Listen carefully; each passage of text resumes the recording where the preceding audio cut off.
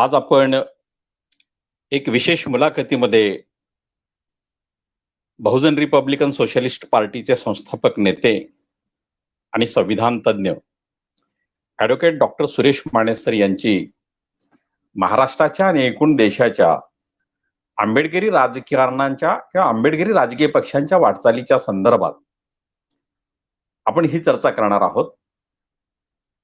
आणि ही चर्चा म्हणजे आंबेडकरी पक्षांचं राजकारण एकेकाळी हे सत्तेच्या परिघापर्यंत जाणारं असं होतं.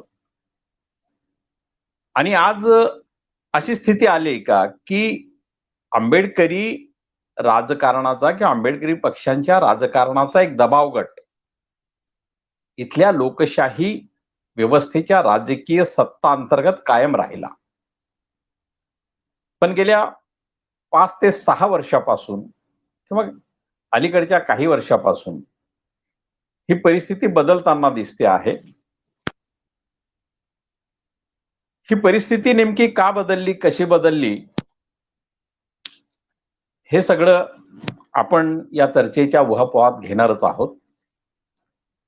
आणि हे चर्चेच्या उहापोहात घेत असताना एका राजकीय पक्षाचे नेते ज्यांचा 40 वर्ष सामाजिक आणि राजकीय चळवळीतला अनुभव आहे, ते डॉक्टर सुरेश माने सर आपल्या बरोबर आता थोड्याच वेळात लाईव्ह या मुलाखतीमध्ये आपल्या सोबत ते येतील. त्यामुळे नेमकं काय आपण करायचं आहे, काय त्यांना आपण कोणत्या प्रश्नावर ही चर्चा करायची आहे, या अनुषंगानं बोलत असताना मी एवढं म्हणेन की किमान महाराष्ट्राच्या आंबेडकरी राजकारणाचा जरी विचार केला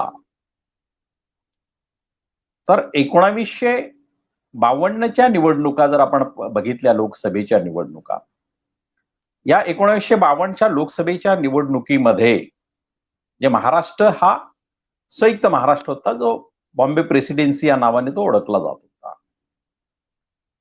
आणि त्यावेळी 52च्या सार्वत्रिक निवडणुकांमध्ये लोकसभेमध्ये आंबेडकरी राजकारणाचं पहिलं प्रतिनिधित्व हे सोलापूर मतदारसंघातून पाना राजभोज यांच्या रूपातून हे संसदेमध्ये गेलं होतं. आणि 52 नंतर 57ची सार्वत्रिक निवडणूक देखील आली. या 57च्या सार्वत्रिक निवडणुकीमध्ये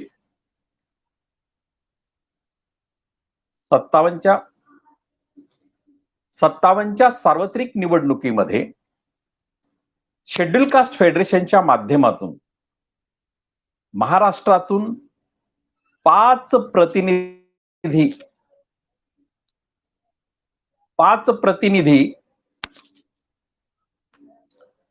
प्रतिनिधी संसदेमध्ये गेले आणि 1 प्रतिनिधी तमिळनाडू म्हणजे तत्कालीन म्हैसूर या राज्यातल्या चिकोडी मतदारसंघामधून 1 प्रतिनिधी म्हणजे एकूण 6 प्रतिनिधी शेड्यूल कास्ट फेडरेशनचे संसदेमध्ये म्हणजे दुसऱ्या लोकसभेमध्ये हे प्रतिनिधी म्हणून गेले होते. आणि त्यानंतर 57च्या नंतर महाराष्ट्राचं राजकारण म्हणजे 62 पासून रिपब्लिकन पक्ष या नावाने सुरू झालं. रिपब्लिकन पक्षाच्या राजकीय निवडणुका लढताना मतं चांगली मिळाली, परंतु जिंकण्याचं जे राजकारण आहे ते जिंकण्याचं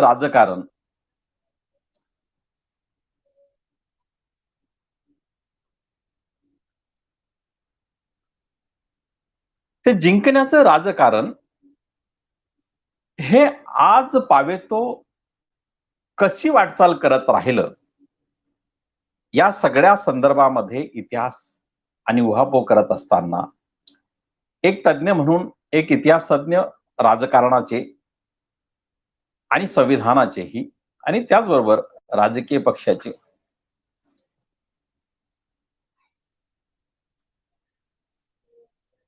तर ह्या सगळ्या संदर्भात आपण थोडीशी तांत्रिक अडचण डॉक्टर सुरेश माने सरांना येत असावी, त्यामुळे त्यांना थोडा उशीर होतोय, परंतु ते जसेही आपल्या बरोबर जॉईंट होतील तशी आपण लगेच चर्चेला प्रारंभ करू.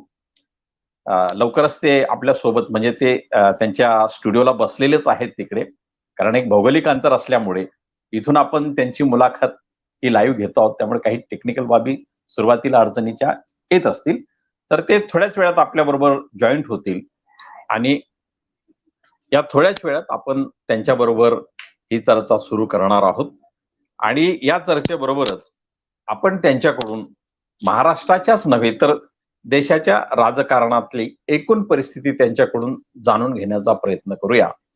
आणि विशेष म्हणजे आपला आंबेडकरी राजकारणाच्या संदर्भातला इतिहास, वर्तमान आणि येणाऱ्या काळातली परिस्थिती या संदर्भामध्ये आपण त्यांच्याकडून बरेच विषय आजच्या या चर्चेला घेणार आहोत.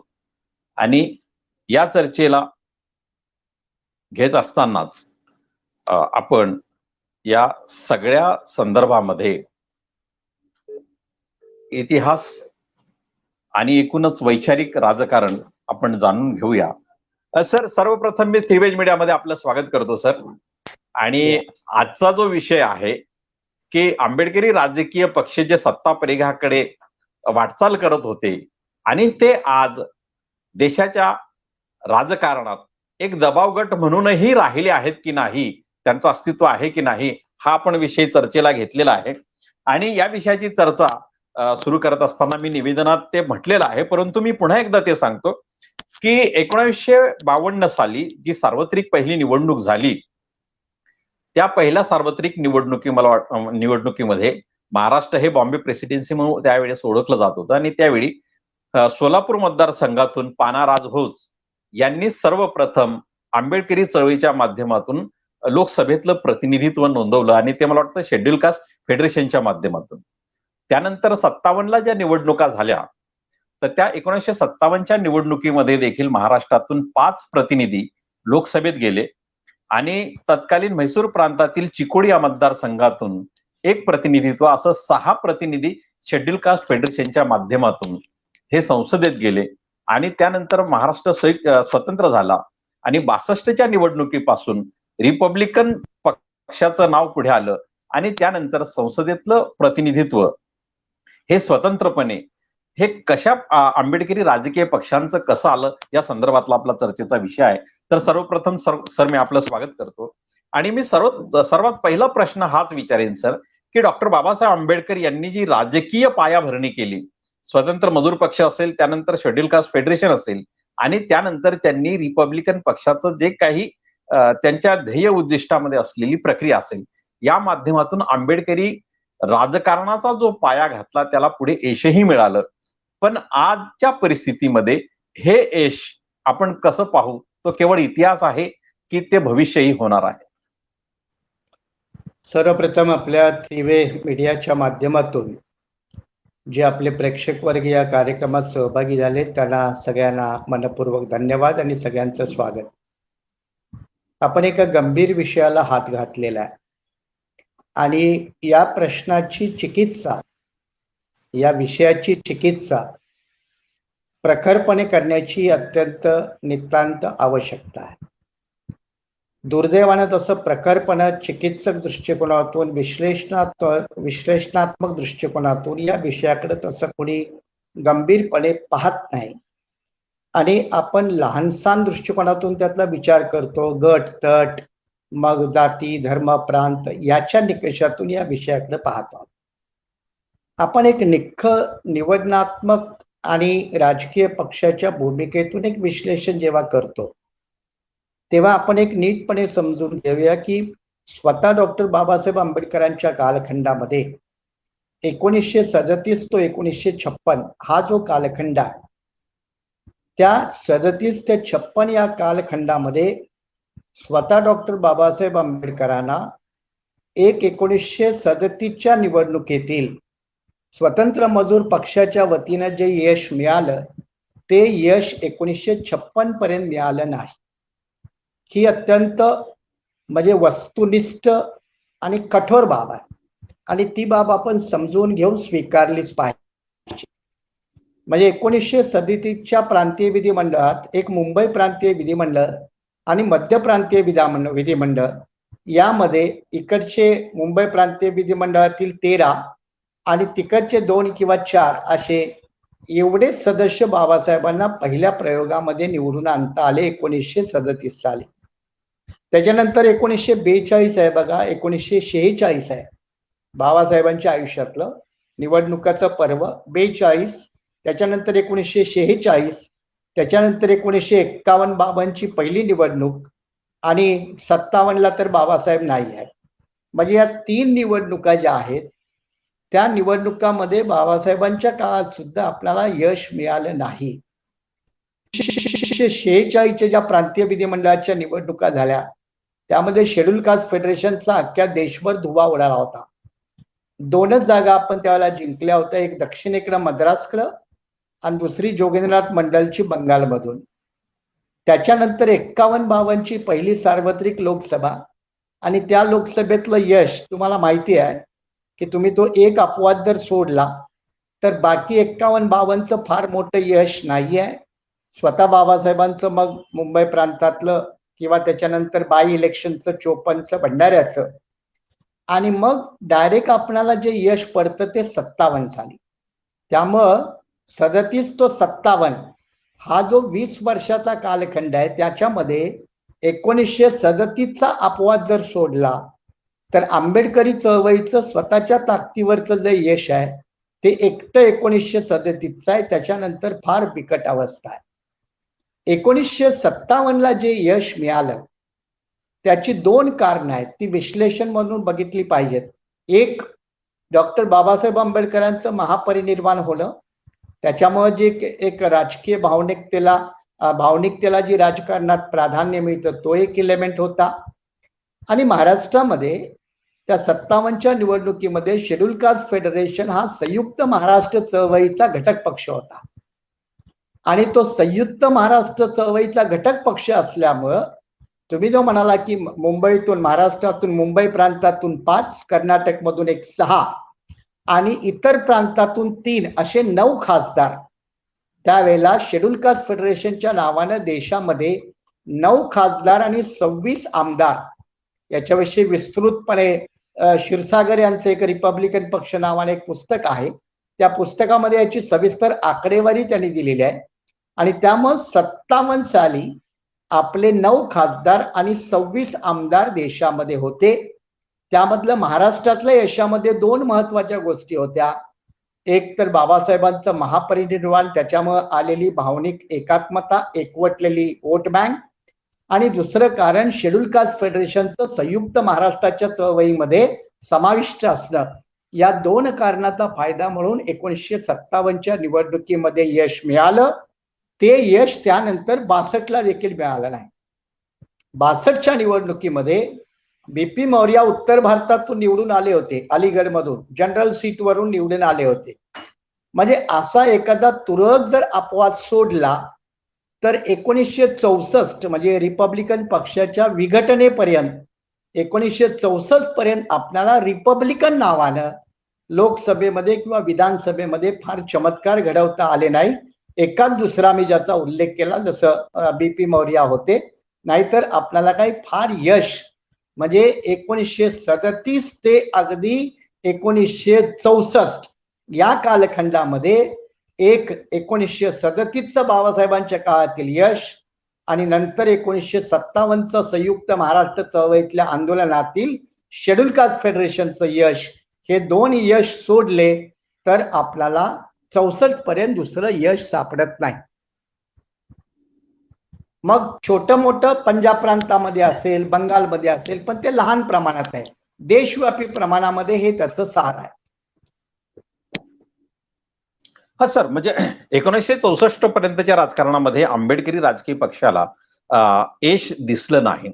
परंतु त्यानंतर म्हणजे डॉक्टर बाबासाहेब आंबेडकरांच्या महापरिनिर्वाणानंतर जी एक भावनिक लाट आली असं आपण म्हणाल तर बाबासाहेबांच्या अनुषंगानं म्हणजे खास करून महाराष्ट्रामध्ये जो समाज आंबेडकरी समाज म्हणून ओळखला जातो तो त्यांच्या नावाच्या अनुषंगानं कायम भावनिक राहिलेला आहे आणि त्या पक्षाच्या नावावरही तो भावनिक राहिलेला आहे.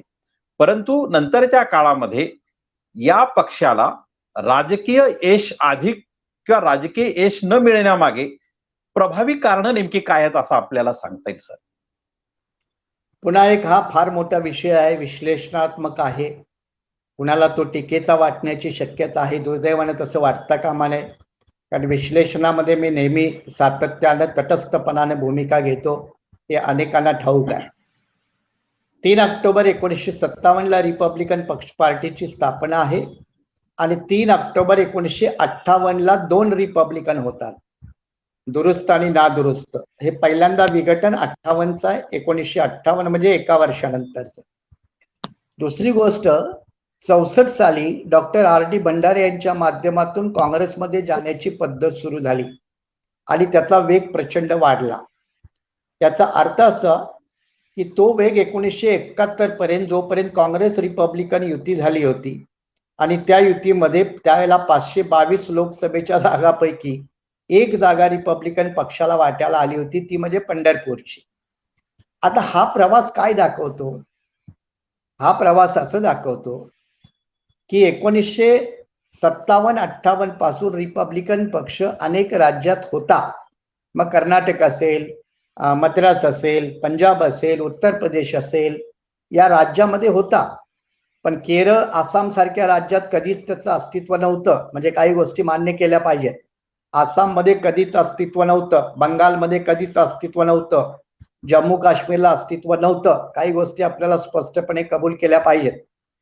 परंतु उत्तर प्रदेश म्हणा, मध्य प्रदेश किंवा मुंबई प्रांत, मग आपला महाराष्ट्र, आपला मद्रास किंवा बंगाल, आपला हा पंजाब, या प्रांतामध्ये मात्र या पक्षाचं अस्तित्व होतं आणि त्याची वोट बँक त्याला बऱ्यापैकी होती. पण ती राजकीय यशात रूपांतर होण्या एवढी नव्हती. त्यामुळे मतं बरं पडायची, पण त्याचं राजकीय यशामध्ये, ताकदीमध्ये रूपांतर होत नव्हतं. महाराष्ट्रामध्ये हे 62 नंतर तर फारच खंडावलं. 62 म्हणजे दादासाहेब गायकवाडांचा जो कालखंड आहे, त्या कालखंडापर्यंत हे बऱ्यापैकी थोडं होतं. पण 65 नंतर हा कालखंड एवढा खालावला की 1971 साली लोकसभेच्या निवडणुकीमध्ये रिपब्लिकन पक्षाला काँग्रेस बरोबर एका जागेवरती युती करावी लागली. याचा अर्थ तुम्ही समजून घ्या की रिपब्लिकन पक्षाचं अस्तित्व 1971 ला किती लेवलवर आलं होतं. आता याची जी कारणं आहेत, त्याचा जो तुम्ही डायरेक्ट प्रश्न विचारला, त्या कारणामध्ये अनेक उत्तर आहेत. एक तर बाबासाहेबांच्या नंतर, धम्मक्रांतीनंतर आपलं राजकारणाकडे दुर्लक्ष झालं का, हा एक मुद्दा आहे. दुसरा एक मुद्दा, 1956च्या धम्मक्रांतीनंतर महाराष्ट्रातील आंबेडकरी अनुयायांना कोणी आयसोलेट केलं का, राजकारणामध्ये वेगळं पाडलं का, इतर समाज घटकापासून त्यांना वेगळं केलं का, या मुद्द्यावरती फार गंभीरपणे चर्चा करण्याची गरज आहे. तिसरी गोष्ट, धर्मांतर मोहिमेनंतर आपला अजेंडा सामाजिक आणि आर्थिक स्वरूपातला किती राहिला आणि त्यामुळे इतर समाज घटकांनी तुमच्या भोवती रॅलिंग व्हावं आणि मग तुमच्या 10 मतामध्ये दुसऱ्याची 10 मतं यावी, अशी काही प्रक्रिया निर्माण झाली होती का? तर त्याचंही उत्तर नाही असं आहे की अशी प्रक्रिया काही निर्माण झाली नव्हती. आणि त्यामुळं 1960-65 नंतर रिपब्लिकन पक्षाकडे ठोस कार्यक्रम नसणं, ठोस नेतृत्वाची मांडणी नसणं आणि ठोस असा रचनात्मक स्वरूपातला कार्यक्रम जो निवडणुकीच्या राजकारणाला लागतो, तो कार्यक्रम नसल्यामुळं एक दबाव गट म्हणून रिपब्लिकन पक्षाचं अस्तित्व बनलं, नेत्यांचं दबाव गट म्हणून बनलं आणि ते 1971 नंतर जवळजवळ संपुष्टात आलं. म्हणून तर दलित पॅन्थरचा जन्म झाला. 1971-72 नंतर ते जवळजवळ संपुष्टात आलं. म्हणजे रिपब्लिकन पक्षाचं दबाव गट म्हणून सुद्धा अस्तित्व हे महाराष्ट्रात संपुष्टात आलं. आणि राजकारणात बघा, एखादा मोठं संघटन संपुष्ट आल्याशिवाय दुसरे संघटन निर्माण होत नाहीत, ही प्रक्रिया असते. आणि त्याच प्रक्रियेचा भाग म्हणून महाराष्ट्रात रिपब्लिकन पक्षाचं राजकारण जवळजवळ संपलं, म्हणून दलित पॅन्थर निर्माण झाली पण दलित पॅन्थरनं इतर विषयावरती भर दिला आणि मग प्रॅक्टिकल पॉलिटिक्समध्ये भर न दिल्यामुळं तुमचं साहित्य क्षेत्रामध्ये वाढ झाली, विद्रोहाच्या प्रांतामध्ये वाढ झाली, आक्रमकपणामध्ये वाढ झाली, पण निवडणुकीच्या राजकारणात मात्र आपली वाढ होऊ शकली नाही. अशी अनेक कारणं आहेत. सर, निवडणुकीचं राजकारण जे आहे म्हणजे या संदर्भामध्ये फार गुंतागुंतीच्या या सगळ्या बाबी आता पुढे आलेल्या आहेत की कोणी आयसोलेट केलं का.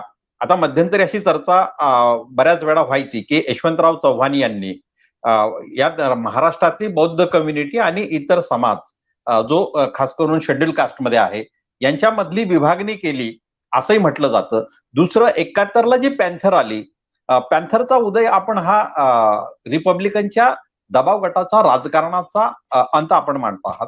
परंतु त्या काळामध्ये 71च्या काळामध्येच पॅन्थर बरोबर बामसेपै उभी राहताना दिसते. ही प्रक्रिया मध्यमवर्गीय समाजामध्ये जशी उभी होते तशी महाराष्ट्रातल्या स्लम किंवा झोपडीवासियांमध्येही किंवा जो गरीब वर्ग आहे त्यांच्यामध्येही ती कुठेतरी स्फोटक बनते आणि पॅन्थर येते. परंतु जे नेतृत्व जे आहे, राजकीय नेतृत्व, त्याच्यावर कुठलाही परिणाम झालेला नाही. म्हणजे रिपब्लिकन पक्षाला मतं मिळण्याची प्रक्रिया आहे, त्या संदर्भात एक लोकांची एक भावनिक तिथे आपली निष्ठा आहे. हे सगळं असताना आपल्याला हे धाडसाने कसं म्हणता येईल. आणि विशेष म्हणजे या देशातले अनेक राजकीय पक्ष रिपब्लिकन पक्षांबरोबर युती करण्याची कायम त्यांची मनीषा आणि इच्छा आणि त्यासाठी प्रयोगही त्यांनी केले. तर आपल्याला हे नेमकं कसं विधान करता येईल. मी मगाशी म्हणालो की आपण आकडेवारीच्या आधारावरती आपण बोलतोय. तुम्ही काहीतरी तिकडे केलं बघा, मला आवाज येतोय. नाही, मी काही केलेलं नाही. आवाज येत आहे. हॅलो. आकडेवारीच्या आधारावर हो मी ही सगळी मांडणी करतोय, भावनेच्या आधारावरती. मी मगाशी जे म्हणालो की जेव्हा रिपब्लिकन राजकीय हे विश्वासदर्शक राहिलं नाही तेव्हा पॅन्थरचा जन्म आहे. म्हणजे ते सामाजिक पृष्ठभूमी त्याला जबाबदार आहे. परंतु नेतृत्व मान्य होत असताना पृष्ठभूमी कामाला येत नाही. तर त्याच्याशिवाय राजकीय व्हॅक्युम देखील बनावा लागतो. म्हणजे आता उत्तर भारतामध्ये आता बरोबर आहे, आता व्यवस्थित ऐकायला येत आहे. म्हणजे आता उत्तर भारतामध्ये बघा, बीएसपीचा व्हॅक्युम कमी व्हायला लागला तर मग चंद्रशेखरची उत्पत्ती व्हायला लागली. म्हणजे असे एक समीकरण असतात. तेव्हा पॅन्थरच्या उगमामागं अनेक कारण आहेत. त्यातलं एक कारण रिपब्लिकन पक्षाचं दबाव गट म्हणून देखील अस्तित्व कमी होणं. पण रिपब्लिकन पक्षाला एक विशिष्ट आयडेंटिटी, जनसमूह असो किंवा नसो, त्याला एक आयडेंटिटी आहे आणि त्या आयडेंटिटीला भारतीय राजकारणामध्ये एक महत्व आहे, महाराष्ट्राच्या राजकारणामध्ये एक महत्व आहे. आणि ती आयडेंटिटी आपल्या सोबत असावी म्हणून इतर राजकीय पक्ष तुमच्या सोबत बसतात, उठतात, घेतात. याचा अर्थ तुम्ही जर त्याला शक्ती समजत असाल तर ती मात्र घोडचूक आहे. इथंच आपल्या भावनेचा गोंधळ होतोय.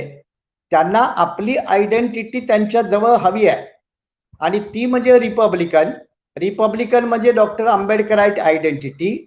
आणि डॉक्टर आंबेडकराईट आयडेंटिटी ही दलितातली मिलिटंट आयडेंटिटी आहे, एक व्होलाटाईल आयडेंटिटी आहे. ती आयडेंटिटी वैचारिकदृष्ट्या मिलिटंट आहे, आयडियोलॉजिकली मिलिटंट आहे आणि तिच्या पाठीमागं डॉक्टर आंबेडकर, बाबासाहेब आंबेडकर हे एक मोठं आयडियोलॉजिकल मॉडेल आहे. त्या आयडेंटिटीला ते लोक जवळ करतात, ते तुम्हाला आणि मला जवळ करत नाहीत. हा एक मुद्दा नीटपणे समजून घेऊया. विनाकारण इतर रिपब्लिकन नेत्यांनी असं समजायची गरज नाही की आमची शक्ती आहे. शक्ती असती तर तुमचा एखादा आमदार निवडून आला असता, खासदार निवडून आला असता. तर तसं होत नाही. म्हणून ते दुसरे पक्ष जे तुम्हाला जवळ घेतात ती त्यांना एक रिपब्लिकन आयडेंटिटी, साध्या भाषेमध्ये एक निळा झेंडा त्यांच्या सोबत असावा असं त्यांना वाटतं. मग तो कोणताही पक्ष असो, आजही तो बीजेपी वाला असो, काँग्रेसवाला असो, शिवसेनावाला असो, आणखी कुणी असो, त्यांना निळा झेंडा लागतो. मग तुमचा कार्यकर्ता असो, नेता असो की नसो, तुमचा उमेदवार असो की नसो, ही जी आयडेंटिटी आहे त्या आयडेंटिटीचं महाराष्ट्रातल्या राजकारणात वजन आहे, ना की कोणत्या संघटनेचं, ना की कोणत्या नेत्याचं. आणि हे परखडपणे आपल्याला आता सांगण्याची गरज आहे.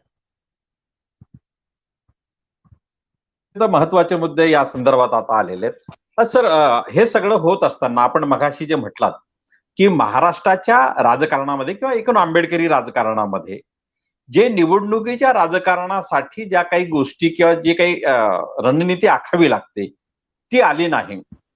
परंतु नंतरच्या म्हणजे 71 नंतर जी काही प्रक्रिया महाराष्ट्रामध्ये उभी राहताना दिसते, म्हणजे एका बाजूला पॅन्थर उभी राहते, दुसऱ्या बाजूला वामसेप उभी राहते. तर वामसेपची जी काही निर्मिती ही होते ती एक सामाजिक संघटनेच्या मध्यमवर्गीयांची ती उभी राहते, परंतु राजकीय पक्ष म्हणून ते काही लगेच येत नाहीत. परंतु आरपीआयचं जे राजकारण आहे हे आरपीआयचं राजकारण ते रिपब्लिकन राजकारण, या रिपब्लिकन राजकारणाने अशी कुठली प्रक्रिया नेमकी केली नाही की जी निवडणुकीच्या राजकारणासाठी आवश्यक असते. ती कुठली रणनीती आहे सर की जी त्यांनी आजपर्यंत केली नाही असं आपल्याला म्हणायचं आहे?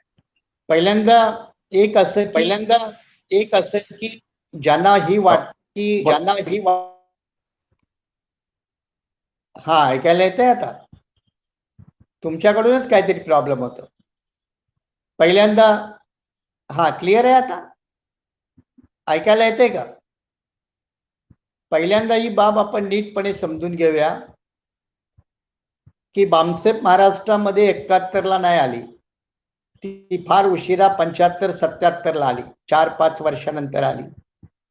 कारण बामसेपचा जन्मच ऑफिशियली 6 डिसेंबर 1978चा आहे आणि तोही दिल्ली मधला आहे, त्यामुळे ती फार उशिराची प्रक्रिया आहे. दुसरी गोष्ट, त्या काळी बामसेप बनवणारे कांशीरामजी यांचे आरपीआय नेत्यांशी बरेचसे चांगले संबंध होते. दादासाहेब रुपवते असतील, गायकवाड असतील, गवई असतील, आणि त्यांनीही आपल्या परीनं रिपब्लिकन चळवळ त्याला यशस्वी होण्यासाठी त्यांनी जी काही त्यांना मदत करायची होती ती करून बघितली. आणि शेवटी 71 नंतर नाही तर 80 नंतर जवळजवळ म्हणजे 77-75 नंतर ते वेगळे होतात. त्यामुळं त्यांनीही महाराष्ट्रात खूप करण्याचा प्रयत्न केला, पण त्यांनाही ते दिसलं नाही. तुम्ही जो स्पष्टपणे विचारला की नेमकं काय, पहिल्यांदा जे राजकीय पक्ष चालवतात त्यांना आपल्या स्वतःच्या आयडिओलॉजीवर, स्वतःच्या नेतृत्वावर आणि स्वतःच्या पक्ष संघटनेवर विश्वास असावा लागतो. आणि माझी पक्ष संघटना, माझी लीडरशिप, माझी आयडिओलॉजी हे करू शकते याच्यावरती ठामपणे विश्वास असावा लागतो. या तिन्ही बाबीचा जर क्रायटेरिया रिपब्लिकन नेत्याला कोणत्याही लावला तर त्याचं उत्तर काय सापडतं? मग जेव्हा नेत्याला हे 3 बेसिक प्रश्नाचीच उत्तरं कॉन्फिडेंटली देता येत नाहीत, तेव्हा त्याचं पक्ष नेतृत्व आणि संघटन हे राजकारणात यशस्वी होणार याची अजिबात खात्री नाही, कारण त्यांना स्वतःला त्याची खात्री नसते. नंबर 1. नंबर 2, निवडणुकीचं राजकारण म्हणजे एका निवडणुकीचा खेळ नाही, तुम्हाला सातत्य टिकवावं लागतं. आपल्याकडे एका निवडणुकीमध्ये पॅकअप होणारे राजकीय पक्ष आणि नेते आहेत. आपल्याकडे एकदा निवडणुकीतून पडला की तो तडीपार होणारा राजकीय पक्ष किंवा नेता आहे. मग या राजकारणामध्ये एवढ्या कठीण परिस्थितीमध्ये टिकून राहणं ती कौशल्य असतं, ते धाडसाचं काम असतं. आणि ते धाडसाचं काम रिपब्लिकन नेत्यामध्ये कधी सातत्यानं दिसलं नाही. आणि त्यामुळं एखादी निवडणूक त्यांनी तडफेने लढवावी आणि पुढची निवडणूक नंतर मग दुर्लक्ष करून द्यावं, उमेदवारच उभा करायचा नाही. हे जे मतदाराचं इलेक्ट्रल माइंड बनवण्याची जी प्रक्रिया असते ती निरंतर आणि सातत्यानं असावी लागते. ती लोकांच्या डोळ्यासमोर, डोक्यासमोर 24 घंटे असावी लागती.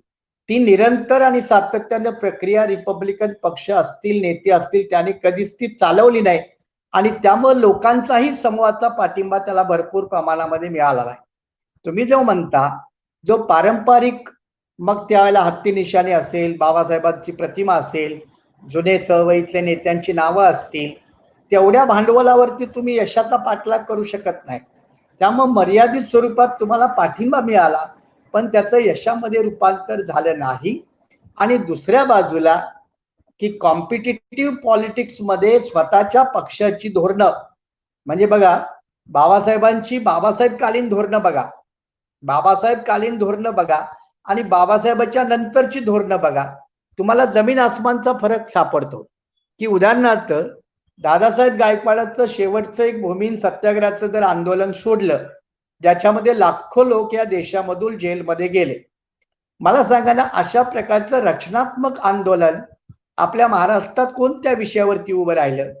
तुम्ही नामांतर वगैरे पटकन म्हणाल, पण मी मगाशी म्हणालो की दादासाहेब गायकवाडांचं रचनात्मक आंदोलन आणि नामांतर आंदोलनात जमीन आसमानचा फरक आहे. त्या आंदोलनातून कवाडे सारखे आले असतील पुढं, पण रचनात्मक आंदोलन ही एक वेगळी प्रक्रिया आहे. कारण आणि ते आंदोलन ही एक वेगळी प्रक्रिया आहे. आणि म्हणून निवडणुकीच्या राजकारणासाठी जे आवश्यक रसायन लागतं, जी केमिस्ट्री लागती, ती केमिस्ट्री आणि त्या केमिस्ट्री सोबत जी अर्थकारण म्हणजे संघटना शक्तीमध्ये तुम्हाला अर्थकारणाला डावलून नाही चालता येत. आणि अर्थकारण शक्ती म्हणजे जर दुसऱ्या संघटनेला एक जागा जिंकायला 1,00,000 रुपये लागत असतील, तर तुम्ही तुमची तीच शक्ती एक 100 रुपयात लावून सुद्धा जिंकता आली पाहिजे. याला संघटन शक्ती म्हणायची. तो प्रयोग महाराष्ट्रामध्ये आरपीआय नेत्यांना कधीच करता आला नाही. चर्चा आता एक वेगळ्या वळणावर किंवा दीर्घ अशा वळणावर आता आलेली आहे. परंतु पुढचा विश्लेषणात्मक किंवा वैचारिक प्रश्न विचारण्याआधी म्हणजे आता आपण जे विश्लेषण केलं, तर या विश्लेषणाच्या अनुषंगानं म्हणजे आपल्या प्रेक्षकांच्याही मनात किंवा जे ऐकतील पुढे उद्या परवा ही मुलाखत, तर ते नक्कीच हे विचारतील की आपण गेल्या विधानसभेच्या निवडणुकीमध्ये राष्ट्रवादी पक्षाकडून आपण ही निवडणूक लढलात, आपला स्वतंत्र पक्ष असतानाही. तर मग ही यामागे आता जे आपण म्हटलात की नेत्याचा त्याच्या वैचारिक निष्ठेवर, संघटनेवर आणि त्या सगळ्या याच्यावर एक विश्वास असला पाहिजे. तर या निवडणुकीच्या अनुषंगानं आपल्याला या घटनेचा कसा बोध घेता येईल सर नेमका? म्हणजे हा एक व्यक्तिगत प्रश्न नाहीये, परंतु या विश्लेषणाच्या पातळीवर आपल्याला तो आज विचारणं गरजेचं वाटलं म्हणून विचार. गेल्या 2 निवडणुकीचा आपण आढावा घेऊया. एक लोकसभा आणि एक विधानसभा. आणि या दोन्ही 2019च्या आहेत. 2019 ची लोकसभा आणि 2019 ची विधानसभा. या 2 निवडणुकीमध्ये आपल्या आंबेडकरी पक्षापैकी राजकारणात प्रॅक्टिकली किती पक्ष आहेत? प्रॅक्टिकली. आणि याचं उत्तर जर शोधलं, प्रॅक्टिकली म्हणजे निवडणुकीत उतरणारे, उमेदवार उतरवणारे, निवडणूक लढणारे, पत्रक काढून पाठिंबा देणारे नव्हे, कुणाच्या तरी गाडीत बसून कुणाचा तरी प्रचार करणारे नव्हे, कुणाच्या तरी स्टेजवरती जाऊन भाषण देणारे नव्हे. तर याचं जेव्हा मी प्रॅक्टिकल उदाहरण देतो, तेव्हा मला सरळ सरळ महाराष्ट्रामध्ये 4च पक्ष दिसतात निवडणूक लढणारे. आता निवडणूक लढणारे म्हणजे फॉर्म भरला आणि घरी जाऊन बसला किंवा विड्रॉ केलं ते त्याला निवडणूक लढणं म्हणत नाहीत. हा एक वेगळा भाग आहे. मी स्पष्टपणे सांगतो की गेल्या लोकसभेच्या निवडणुकीला बाळासाहेब आंबेडकर त्यांचा पक्ष आहे. कवाडे लोकसभेची निवडणूक लढले नाहीत, त्यांनी फक्त पाठिंबाच दिला. बीएसपी निवडणूक लढला आणि बीआरएसपी देखील निवडणूक लढला. बीआरएसपी आम्ही महाराष्ट्रामध्ये 26 जागावरती निवडणूक लढलो. बीएसपी बहुतेक जागावरती लढली. आणि वंचित प्रकाश आंबेडकरांची नवीन उत्पत्ती त्यावेळची ही महाराष्ट्रामध्ये लढली. हे 3 पक्ष जर सोडले तर बाकी कोण लढलो? पहिल्यांदा निवडणूक कोण लढलं? त्यामुळे आपण निवडणुकीची चर्चा जेव्हा करतो ना, तेव्हा आपले पैलवान किती कुस्तीच्या मैदानात उतरतात, पहिल्यांदा ती गोष्ट आहे. आपल्या महाराष्ट्रात गोष्ट काय चंद्रकांतजी, पैलवान खूप आहेत, पण आखाड्याच्या बाहेर भीती वाटते. आखाड्यात कसं उतरायचं, पडलं तर लोक काय म्हणतील, मतं कमी पडली तर लाज जाईल, इज्जत जाईल. आता अशी जर भीती बाळगत राहिला आणि तुम्ही आखाड्यातच उतरत नाही आणि काटाकाटानं मार्गदर्शन करायचं, असं झालं पाहिजे, तसं झालं पाहिजे, जी फौज महाराष्ट्रात आज भरपूर आहे, जी प्रॅक्टिकली आखाड्यामध्ये येत नाही. म्हणून लोकसभेला 3 हे पक्ष सोडले तर दुसरा पक्ष आहे कुठे लोकसभा निवडणूक लढवणारा? तुम्हाला हे शार्पन आणि इलिमिनेशन करावं लागेल. नंतर येते विधानसभा. आता लोकसभेला मी माझ्या पक्षाच्या स्वतंत्र चिन्हावरती निवडणुका लढवल्या. स्वतंत्र चिन्हावरती लढवल्या, जेव्हा की 2019ला भारतीय जनता पार्टी सत्तेवरती केंद्रात येऊ नये अशी आमची भूमिका होती आणि आमच्या पक्ष स्थापन झाल्यानंतर ही पहिलीच निवडणूक होती लोकसभेची आणि पक्ष 4 वर्षाचा निवडणूक लोकसभेची, तरी महाराष्ट्रात 26 ठिकाणी आणि गुजरातमध्ये 2 ठिकाणी 28 ठिकाणी उमेदवार उभे केले होते. मी स्वतः उमेदवार होतो गडकरीच्या विरोधात. तुम्हाला माहित आहे की गडकरी महाराष्ट्रातली ती सीट काय आहे हे काय मी सांगायची गरज नाही, पण त्याच्या विरोधात आंबेडकरी चळवळीचा माणूस उभा राहायला पाहिजे ही माझी स्वतःची भूमिका होती. त्याचं काय भवितव्य होईल, ती रिस्क आहे राजकारणामध्ये, ती घेतली पाहिजे, ती मी घेतली आणि ती स्वतःच्या निशाण्यावरती घेतली आणि तीही लोकसभेला. जेव्हा लोकसभेला आम्हाला वाटत होतं की लोकसभेच्या निवडणुकीच्या अगोदर आमच्या पक्षानं महाराष्ट्रातील अँटी बीजेपी पक्षासोबत बैठका केल्या होत्या, अधिवेशने केली होती की आपण सगळ्यांनी मिळून बीजेपीच्या विरोधात लढलं पाहिजे, ही पक्षाची भूमिका होती. त्यासाठी पक्षाची 3 अधिवेशनं, एक नागपूरला, एक औरंगाबादला आणि एक मुंबईला, या तिन्ही अधिवेशनामध्ये आम्ही लोकसभेमध्ये बीजेपीला रोखलं पाहिजे या एकमेव भूमिकेतून आपण निवडणुकीची रणनीती करायची असं ठरलं होतं. पण त्यावेळेचे महाराष्ट्रातील अँटी बीजेपी जे राजकीय पक्ष होते त्यांना त्यावेळेला त्यांच्या डोक्यामध्ये मस्ती होती. त्यांना वाटलं आम्हाला कुणाची गरज नाही, आम्ही आमच्या पायावरती जाऊ, म्हणून ते स्वतंत्रपणे गेले. म्हणजे मी बाळासाहेब आंबेडकरांना भेटलो, त्यांच्याशी 2-3 वेळा बैठका झाल्या, चहा झाल्या, पण ते स्वतंत्रपणे गेले. मग काँग्रेस असेल, राष्ट्रवादी असतील, ते स्वतंत्रपणे गेले. मग आम्हाला पर्याय नाही राहिला महाराष्ट्रात लोकसभेसाठी की आपण कोणती भूमिका घ्यावी. मग जेव्हा पर्याय नसतो तेव्हा स्वतःच्या पक्षाचं अस्तित्व टिकवणं, कार्यकर्ते टिकवणं आणि एक धोरणात्मक किल्ला लढवणं एवढंच तुमच्या हातात असतं. ती धोरणात्मक बाब मी पक्ष स्थापन झाल्यानंतर पहिल्याच लोकसभेच्या निवडणुकीत मग माझ्यासह पक्षाच्या इतर लोकांना शहीद करून, शहीद म्हणतो मी त्याला, याला शहीद म्हणतो आम्ही, हे स्वतःला शहीद करून, बलिदान देऊन पक्षाचं अस्तित्व टिकवून ठेवण्याचं आम्ही काम लोकसभेमध्ये केलं. आणि आम्हाला जेव्हा जाणवलं की इतर पक्ष बीजेपीला रोखण्यास समर्थ नाहीत आणि त्यांची इच्छा नाही, म्हणून ती निवडणूक लढावी लागली, त्याला आमचं स्वतःचं स्वतंत्र निशाण. तुम्हाला माहिती आहे स्वतंत्र निशाणानं काय प्रॉब्लेम येतात, 14-15 दिवस वेळ मिळतो, जास्त मिळत नाही प्रचाराला, आणि त्याची एक मर्यादा असते. हा अनुभव देखील लोकसभेमध्ये.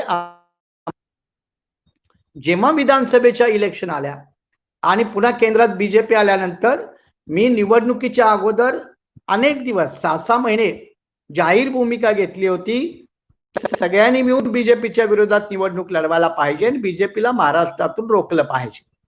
महाराष्ट्रातून रोखणं बीजेपीला गरज आहे. वेळ प्रसंगी पडली तर शिवसेनेला देखील बाजूला पाडा आणि शिवसेना कुणाच्या सोबत आली तरी चालेल, पण बीजेपीला रोखलं पाहिजे, हे जाहीर पत्रकार परिषदेतून मी मांडलेलं आहे. आता जेव्हा ही भूमिका मांडली तेव्हा विधानसभेच्या निवडणुकीमध्ये मग ते आमचं एक महागठबंधन घडून आलं.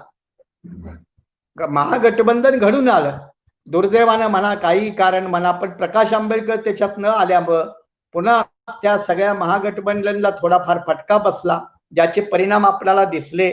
विश्लेषकांसमोर आकडे उपलब्ध आहेत, ते त्यांनी बघावे.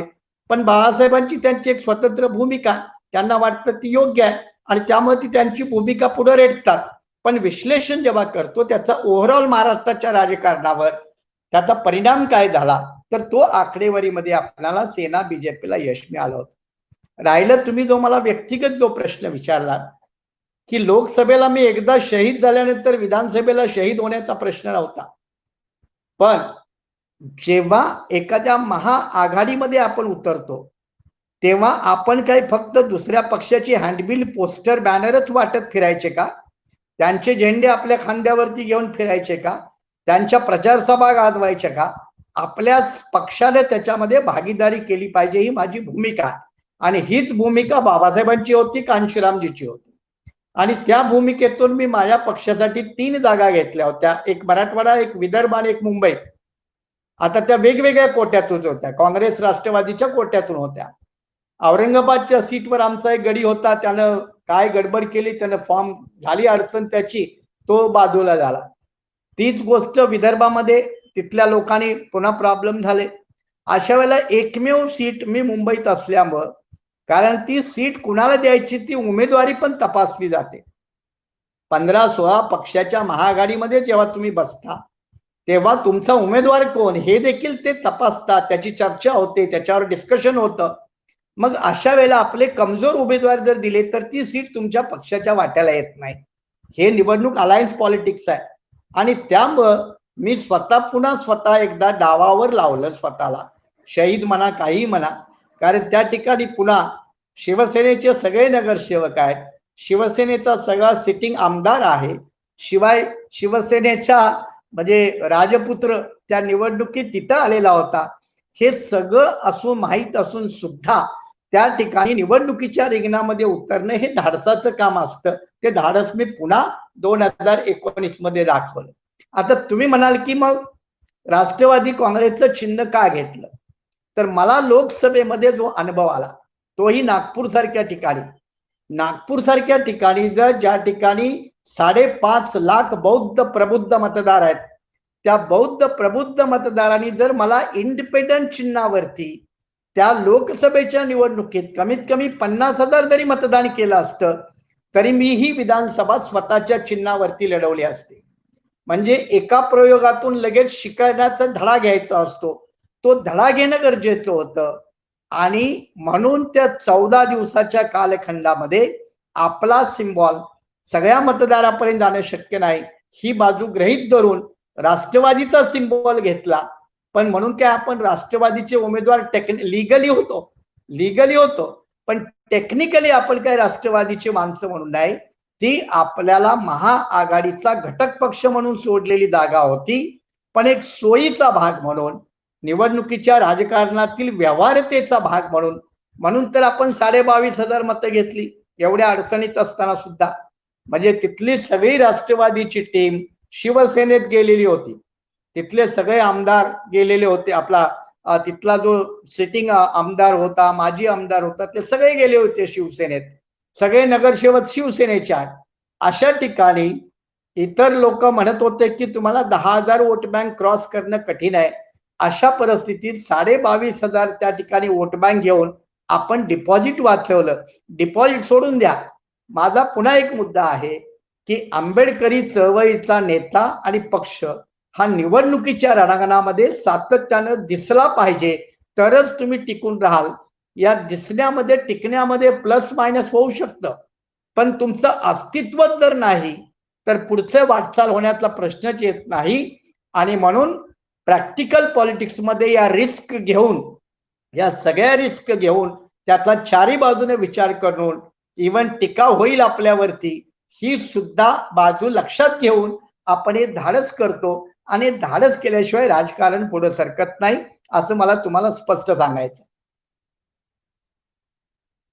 महत्वाचं नेत्याची व्यथा आणि त्या मागचं एक विश्लेषण आपण अत्यंत तन्मयतेने आपण मांडलेलं आहे. सर, मी आता आपला जो विषय आहे त्या विषयाच्या अनुषंगानं आता आपले राजकारण, रिपब्लिकन राजकारण असेल किंवा एकूण महाराष्ट्राचं राजकारण असेल, इथून पुढे नंतर उत्तर भारतामध्ये आणि विशेषतः भारतामध्ये आंबेडकरी राजकारणाने एक जोर पकडला. आणि हा जोर जो पकडला तो एक विशिष्ट रणनीतीही त्यांनी बनवली, त्यासाठी विशिष्ट अशा संघटनात्मक पातळीवरही काम केलं आणि एका राजकीय सत्तेला हातात घेण्या इतपत त्यांनी ती मजल मारली. परंतु नंतरच्या 5 वर्षामध्ये असं काय झालं की आज ते राजकारण देखील आपल्याला जवळपास संपुष्टात येताना दिसतं आहे. तर आज त्या आंबेडकरी राजकारणाची जी काही जागा आहे ही देशामध्ये आपल्याला सत्तेच्या परिघात तर असू द्या, परंतु आता ती दबाव तंत्राच्या परिघातही दिसत नाही. तर ही आजच्या या वर्तमाना संदर्भात आपण काय नेमकं सांगाल सर? चंद्रकांतजी, तुमचा प्रश्न सरळ सरळ बीएसपीच्या अनुषंगाने आहे आणि त्याचं मी उत्तर तुम्हाला पुन्हा स्पष्ट, अगदी कुठलाही मुलाहिजा न ठेवता, कुठल्याही द्वेषाला भावनेला बळी न पडता वस्तुनिष्ठ आकडेवारीच्या आधारे मी तुम्हाला उत्तर देणार आहे. पण त्यापूर्वी एक 2-3 मुद्दे आपण समजून घेऊया. आणि त्यातला प्रमुख मुद्दा पहिल्यांदा बघा, भारतीय जनता पार्टीला आपण शेटजी भटजीचा पक्ष म्हणायचो, भांडवलदाराचा पक्ष म्हणायचो. त्या पक्षाने एक रणनीती केली आणि महाराष्ट्रामध्ये भागवत नावाच्या माणसाच्या डोक्यातून, म्हणजे हे भागवत नाही, ते दुसरे भागवत पुण्याचे, त्यांच्या डोक्यातून माधव नावाचं समीकरण महाराष्ट्रात आलं आणि बीजेपीचा एक नवीन पाया बनला. त्यांनी माई, धनगर आणि वंजारी, ज्याला माधव म्हणतात महाराष्ट्राच्या राजकारणात, असे एक समीकरण करून बीजेपीचा पाया महाराष्ट्रात वाढवला. त्याच प्रकारे शिवसेनेची उत्पत्ती देखील महाराष्ट्रात कशी वाढली हे बघा. शिवसेनेनं सवर्णातल्या प्रमुख जाती सोडल्या होत्या, मराठासारखी सुद्धा पहिल्यांदा प्रमुख जात सोडली होती, पण ओबीसीतल्या आणि गरीब मराठा आणि ओबीसीतल्या बहुतेक जाती आणि अनुसूचित जातीतला बौद्ध सोडून हिंदू दलित असं समीकरण बनवून शिवसेनेनं महाराष्ट्रात पाया बनवला. उत्तर भारतामध्ये, विशेषतः उत्तर प्रदेशमध्ये कांशीरामजींनी तेच सूत्र पकडून वरच्या जाती सोडून दिल्या आणि ओबीसी मधली यादव जमात सुद्धा सोडून दिली होती. यादव जमात तशी उत्तर प्रदेशात फक्त 8% लोकसंख्या आहे, 8%. परंतु ओबीसी मधली यादव ही फर्स्ट रँक समाज मानला जातो.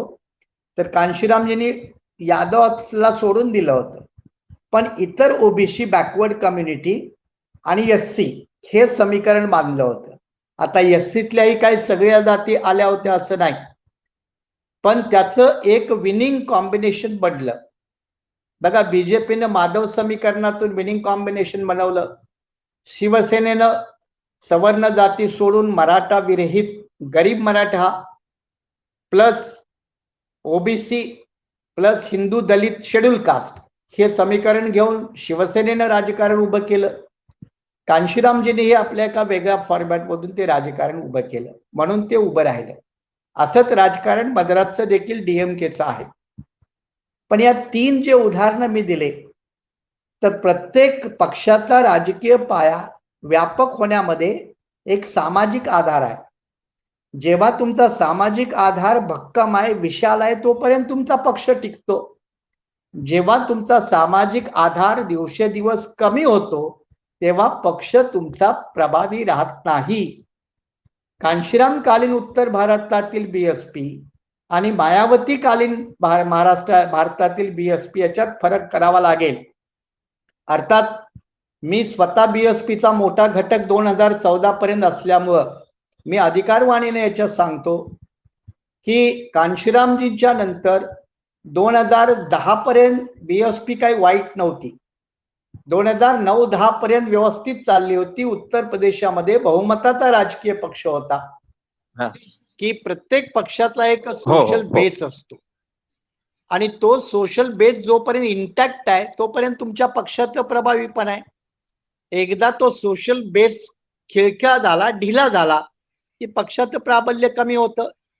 2010 नंतर मायावती उत्तर प्रदेशात सत्तेत गुंतून पडल्या आणि त्यांचं पक्ष संघटना, आंदोलन, व्यापक पाया आणि कार्यक्रम यांच्याकडे 100% दुर्लक्ष झालं आणि ही जबाबदारी त्यांनी इतर कुणावरती सोपवली नाही.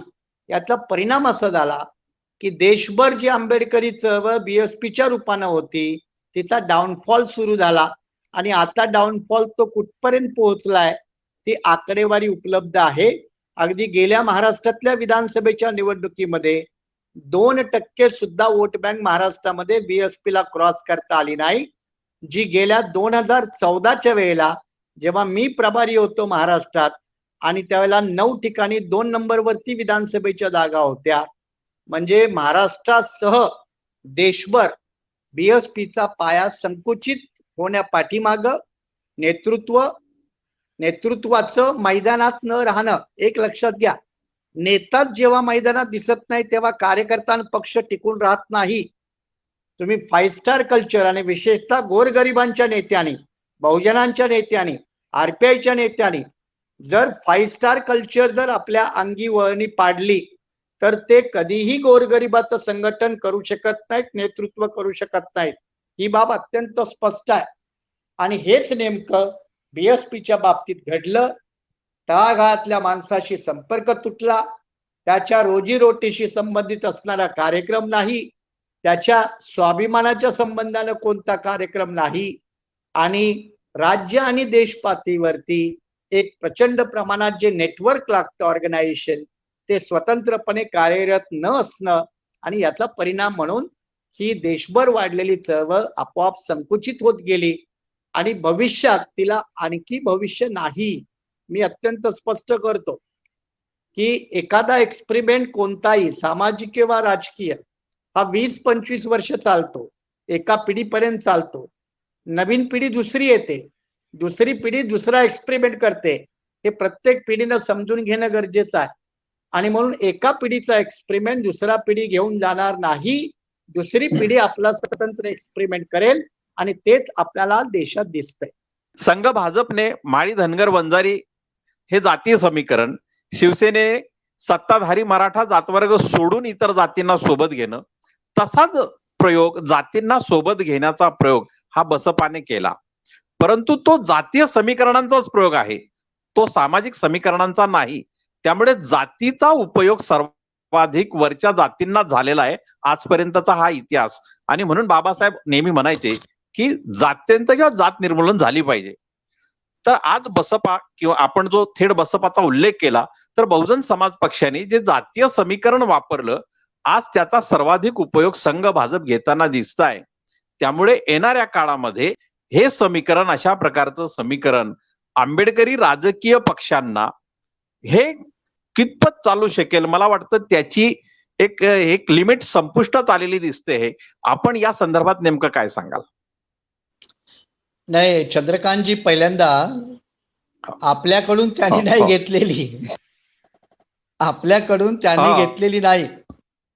तुम्ही जे म्हणाला की जातीचा राजकारणासाठी उपयोग, आपल्याकडून ते शिकलेले नाहीत, ते अगोदरच करत होते, ते त्यातले मास्टर आहेत. तुम्हाला माहिती नसेल. हो हो, आपण अनुकरण केलं.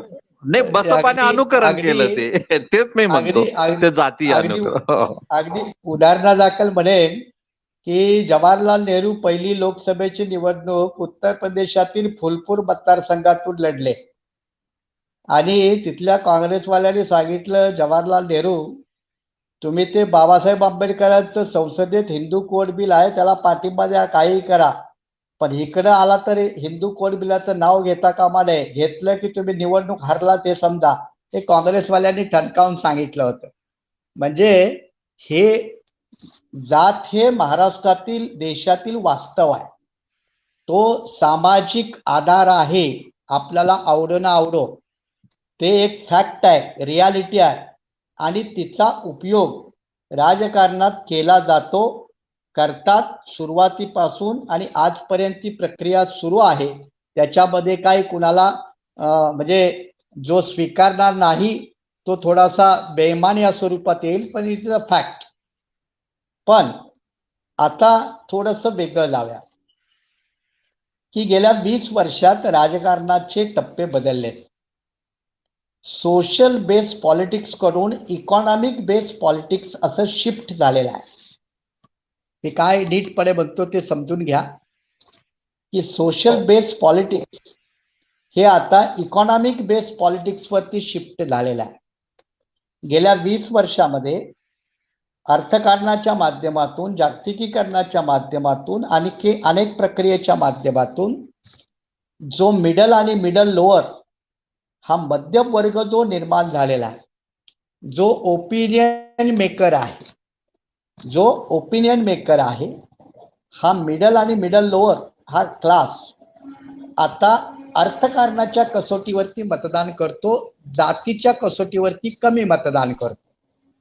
याचा अर्थ मी पुन्हा म्हणतो की जातीच्या आधारावरती मतदान करणारा मतदार अजून पूर्णपणे संपलेला नाही.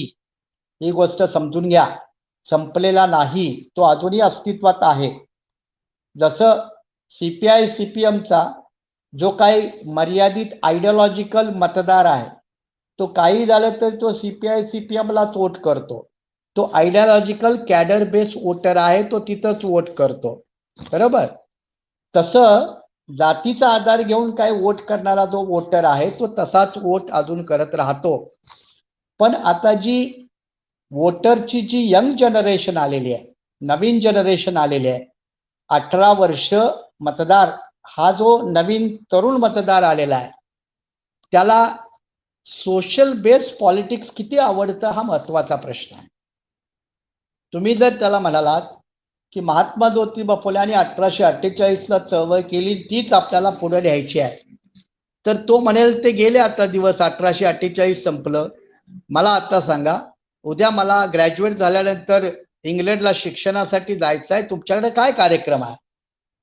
हे नवीन बदललेले प्रश्न, शिवाय अर्थकारणातील नवीन अपॉर्च्युनिटीज, मग जॉब मार्केट आहे, एम्प्लॉयमेंट आहे, एज्युकेशन आहे, तर या मार्केटमध्ये आता जो राजकीय पक्ष या संबंधित काही ऑफर करेल, प्रोग्राम ऑफर करेल, म्हणजे आता मी प्रॅक्टिकल उदाहरण देतो की उत्तर प्रदेशामध्ये बघा, हा आपला अखिलेश यादव सत्तेवरती आला तर त्यानं कमीत कमी युवा वर्गाला आकर्षित करण्यासाठी लॅपटॉप का होईना पण द्यायचं आश्वासन दिलं होतं.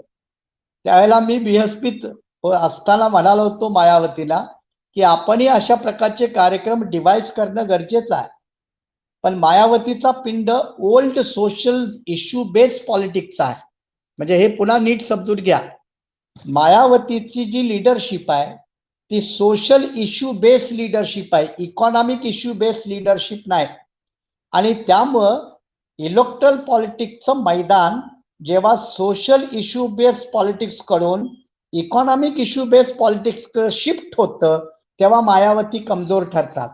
हा मुद्दा नीटपणे समजून घेण्याची गरज आहे, कारण त्यांची लिडरशिप विशिष्ट क्षेत्राला सुटेबल होते आणि विशिष्ट क्षेत्राला अनसुटेबल होते.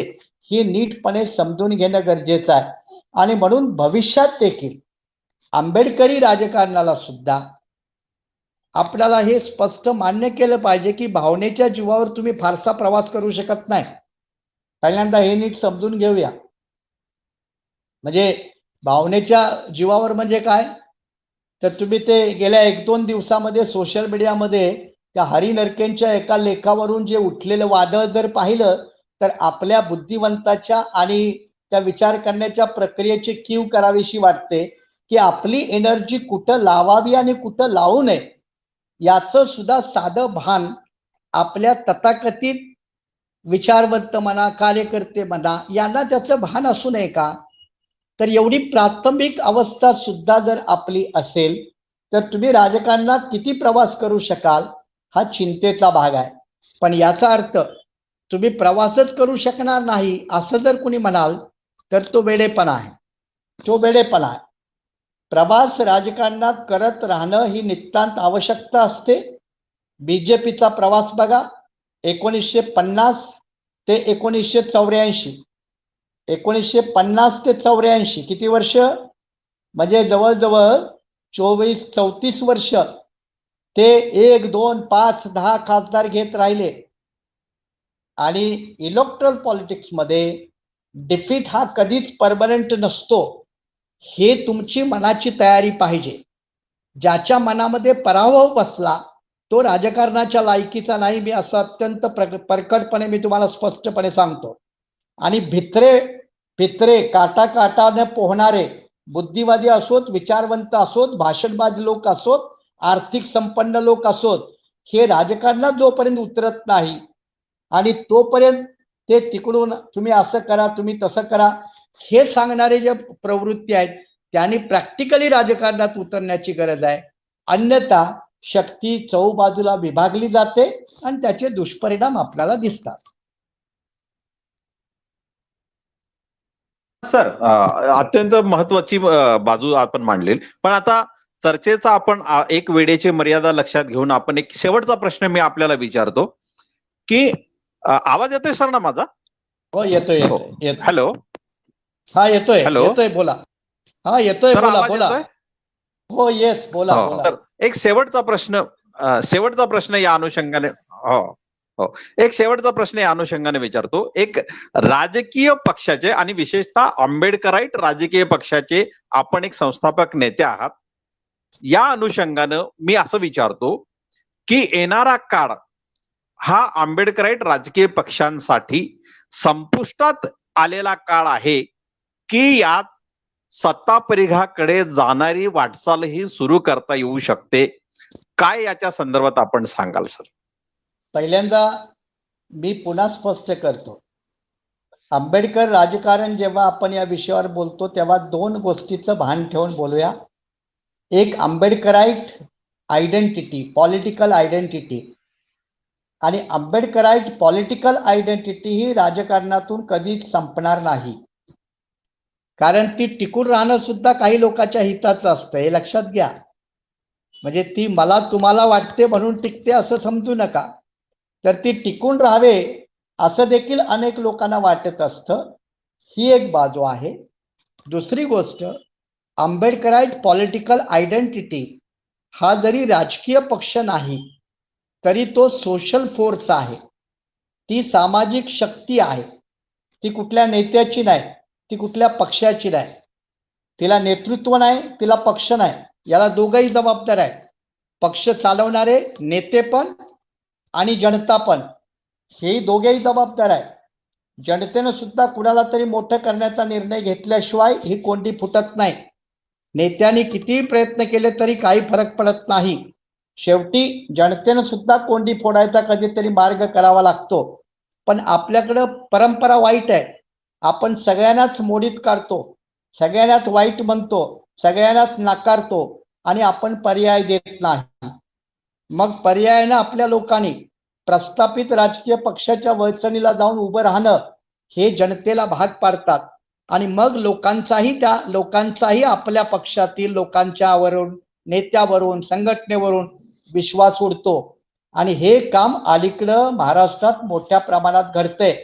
बाळासाहेब आंबेडकर चूक, डॉक्टर माने सर चूक, आणखी कोण आहे मायावती चूक, आणखी कोण आहे कवाडे चूक.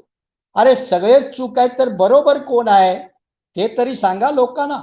लोकांना ते तरी कळू द्या की बरोबर कोण आहे, ज्याच्या पाठीमागं जावं. तर महाराष्ट्रामध्ये आंबेडकरी चळवळीचं नेतृत्व उभंच राहू न देणं एक मोठं षडयंत्र आहे. त्यांना 100 IAS अधिकारी चालतील, त्यांना 100 वकील चालतील, प्राध्यापक चालतील, डॉक्टर चालतील, इंजिनियर चालतील, पण यांना एक आंबेडकरी चळवळीचा मजबूत नेता चालत नाही. आणि तो मजबूत नेता घडवून देण्याची प्रवृत्ती आणि योजना या महाराष्ट्रात मोठ्या प्रमाणावरती वेगवेगळ्या पद्धतीने राबवली जाते. मगाशी तुम्ही उल्लेख केला, यशवंतराव चव्हाणापासून अनेक प्रयोग त्या बाबतीत महाराष्ट्रात सुरू आहेत आणि त्या प्रयोगाच्या माध्यमातून आंबेडकरी चळवळ महाराष्ट्रात पुन्हा रूट धरणार नाही. त्याचं पक्ष संघटना मजबूत होणार नाहीत, त्याचे नेते मजबूत होणार नाहीत. ही खबरदारी इथला मीडिया, इथले इतर प्रस्थापित राजकीय पक्ष, आपल्यातील काही कंत्राट घेणारे सुपारीबाज लोक आणि इतर प्रवृत्ती, मग ते भाषणबाज लोक असतात. भाषणबाज लोक इथूनच सुरुवात करतात, तुमच्यात गटतट भरपूर आहेत. अरे बाकीच्यात पण गटतट आहेत, इतरांच्या मध्ये पण गटतट आहेत, पण तुमच्यामध्ये गटतट असल्यामुळे तुम्ही यशस्वी होऊ शकत नाही. ही आपल्या मनामध्ये खुणगाट बांधायला त्यांनी आजपर्यंत भाग पाडलेला आहे आणि त्याच्यातून काही लोक बाहेर येत नाहीत. आणि म्हणून मला अत्यंत स्पष्टपणे सांगायचं आहे की राजकारणामध्ये कधीही कुणीही कुणालाही राईट ऑफ करू नये, कायमचं संपलंय असं समजू नये आणि भविष्यात काहीच घडणार नाही असंही समजू नये. जे असं समजतात ते राजकारणाच्या लायकीचे नाहीत. मी स्पष्ट सांगतो, जे अशा वस्तूवर, गोष्टीवर विश्वासच ठेवत नाहीत ते राजकारणाच्या लायकीचे नाहीत. आणि अशा लोकांची संख्या आपल्याकडे भरपूर असल्यामुळं हा नैराश्यवाद, राजकीय नैराश्यवाद, पॉलिटिकल पेसिमिझम हे आपल्यात आलेलं आहे. मी मात्र त्या पॉलिटिकल पेसिमिझमचा भाग नाही, हिस्सा नाही. माझा अजूनही विश्वास आहे की फुले शाहू आंबेडकरांच्या महाराष्ट्रामध्ये अजूनही आंबेडकरी राजकारण ताकदीवरती उभं राहू शकतं, स्वतःच्या ताकदीवरती उभं राहू शकतं, कोएलेशन पॉलिटिक्स मध्ये उभं राहू शकतं. त्याचं कारण असं की तुम्हाला राजकारणामध्ये एक पॉलिटिकल आयडेंटिटी म्हणून मान्यता आहे. संघटना म्हणून नसेल, नेता म्हणून नसेल, पण तुमच्या पाठीमागं फुले शाहू आंबेडकरांच्या चळवळीचं डॉक्टर आंबेडकर नावाच्या मॉडेलचं एक मोठं भांडवल आहे आणि ते भांडवल इतर राजकीय पक्षांना आपल्या सोबत असावं असं नेहमीच वाटत असतं. त्याचा उपयोग आपण कसा करायचा भविष्यात, त्याच्यावरून आपली भविष्यातील रणनीती अवलंबून राहील. मला वाटतं याच नोटवरती मी थांबतो. जय भीम. जय भीम सर. अगदी अगदी धन्यवाद सर. तुम्ही फार दीर्घ वेळ दिला आणि अत्यंत महत्वपूर्ण मुद्दे आपण चर्चेला आणले आणि यावर केवळ राजकारणच नव्हे तर देशातील संबंध, बुद्धिजीवी युवा वर्ग, सत्ताधारी वर्ग आणि सगळेच राजकारणातले आणि राजकारण बाह्य असणारे सगळे घटक अत्यंत चिंतनशील पद्धतीने याच्यावर विचार करतील याचा विश्वास आहे. या विश्वासानं आपली थेट रजा घेऊया. जय भीम. धन्यवाद सर. धन्यवाद. आपलेही 3 वेव्स मीडियाचे धन्यवाद.